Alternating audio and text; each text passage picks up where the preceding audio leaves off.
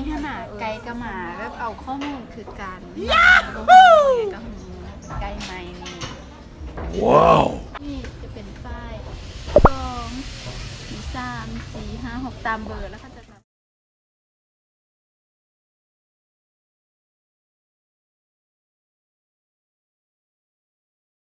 สมัยเลอะเราจิ้มก่อน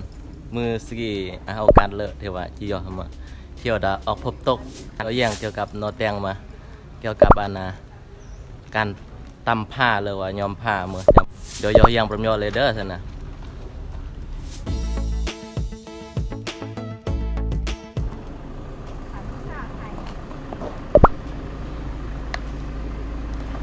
มื้อนี้ไปเที่ยวออกพบตกเนาะนำผ้าโดยผู้นี้มานำผู้นี้มาตามเดี๋ยวผมจะเป็นไกด์นำเที่ยวว้าว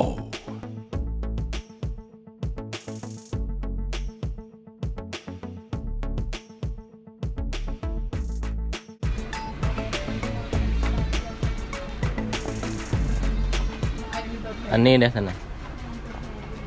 บอกสักคนตัวนี้อันนี้ก็แพ้ว้าวตัวพวกนี้เนี่ยกินก็ได้เลยเนาะตัวแพ้แต่อันนี้ก็จะเอาไว้สำหรับเซมอนมันกินแต่บ่เคยเซฟนะ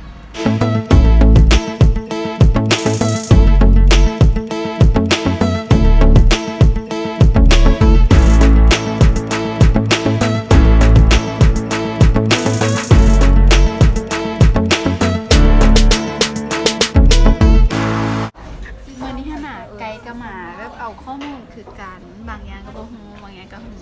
ไกลไหมนี่ยาฮูก็จะมีหลายเนาะฮู้แล้วย้อนเป็นหลายตัวเมื่อกี้เราไปเฮ็ดอันตัวเขาไปขนาด4 คน4เข้าขนาดหลายนักภาษาเนาะเมื่อกี้ไปทางพระเจ้ามาว่าก็จะเห็นหลายนักภาษาแดงไม่มัวเลย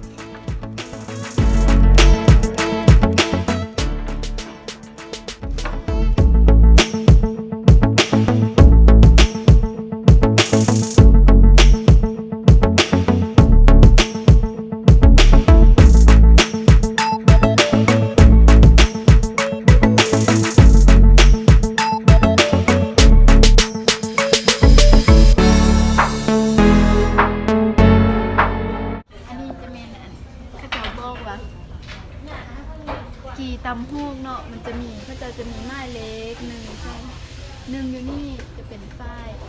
2 3 4 5 6ตามเบอร์แล้วเขาจะบอกมีอย่างใดมันทั้งหมดมันจะมี8อย่างในกี1อันนี้จะเป็นภาพเปียด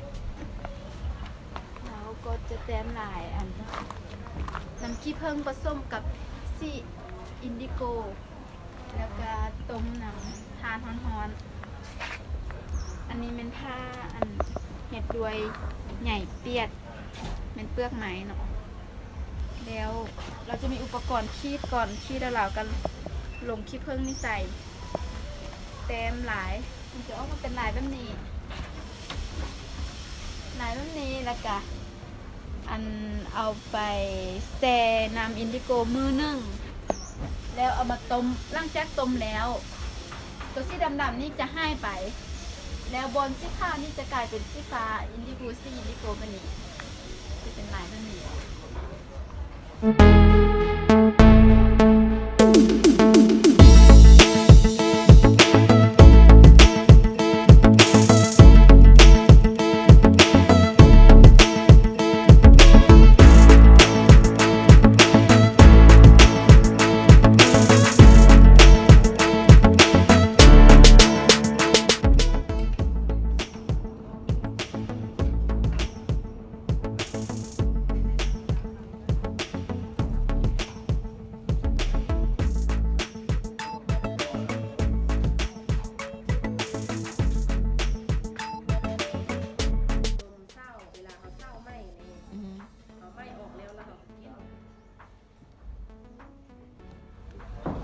ตะกี้จะมือจุดหมอน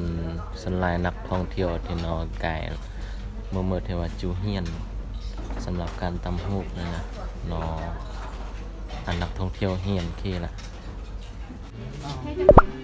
แค่10 คน เดี๋ยวคน มีผู้มีเด็กสูง 10 คนดี 10 คน เยอะมั้ง แจกไว้ฝรั่งนี่ Nó lạ gì đấy ขับแคบติ นั่นแหละ มืออื่นนั้น เป็นมือก่อน มวยก่อน มือก่อน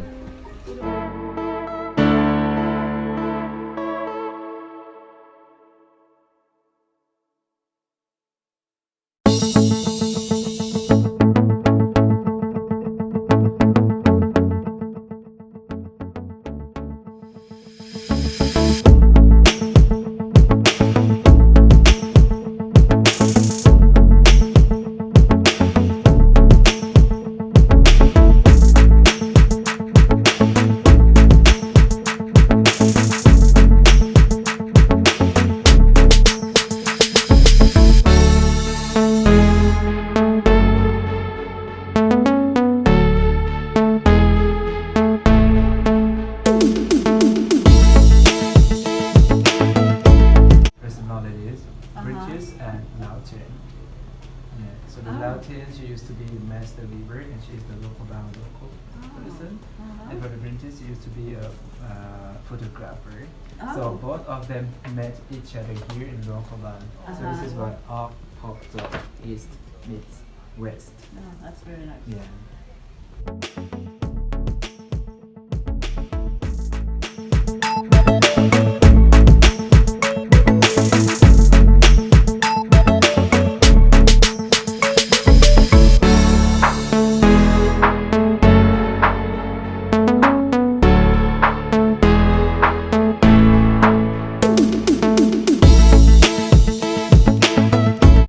หลังจากยาลามาออกพบตกแหละว้าวรู้สึกว่าม่วนหวังว่าจะเจอในคลิปต่อยอดสนะสำหรับมือกี้นี่จีกายแล้วสนะว่าอวดแห้งยอดเดียวกันก็สนะมันมาก็เจอยอดเด้อสนะบาย